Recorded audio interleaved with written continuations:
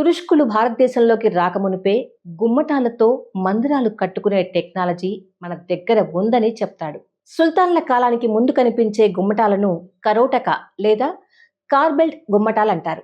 వీటికి తాజ్మహల్ వంటి పెండెంటివ్ శైలిలోని బల్బ్ ఆకారంలో ఉండే డబుల్ డోమ్ నిర్మాణాలకు ఎటువంటి సంబంధమూ లేదు.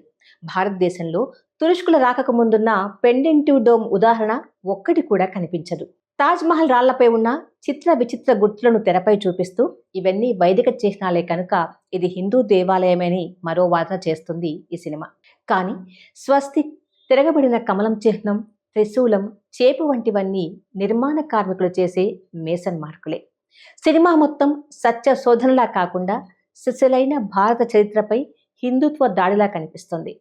వాట్సాప్ మెసేజ్ల బాట్లోనే వామపక్ష చరిత్రకారులపై విషం కక్కుతూ తాజ్మహల్ సంగతి వదిలేసి లేనిపోని సంగతులు మాట్లాడుతుంది.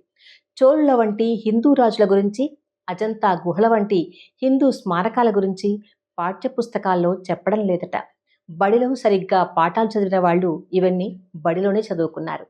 అప్పుడు చదువుకోకుండా ఇప్పుడు వాట్సాప్లో చరిత్ర నేర్చుకుంటున్న వాళ్ళకి ఇవన్నీ మొదటిసారి తెలుస్తాయి అంటారు బాలాజీ గారు. ఎన్యూలో బోధిస్తున్న ఊర్మిళ అనే చరిత్రకారిణిని బోన్లో నిల్చోబెట్టి దాస్ ఆమెను గ్రిల్లింగ్ చేయడం మొదలు పెడతాడు. మన సిలబస్లు మొఘలుల విషయంలో చాలా సహృదయంగా ఉన్నాయని, మొఘలులు సాగించిన అత్యాచారాలను ప్రశ్నించవని వాదిస్తాడు దాస్.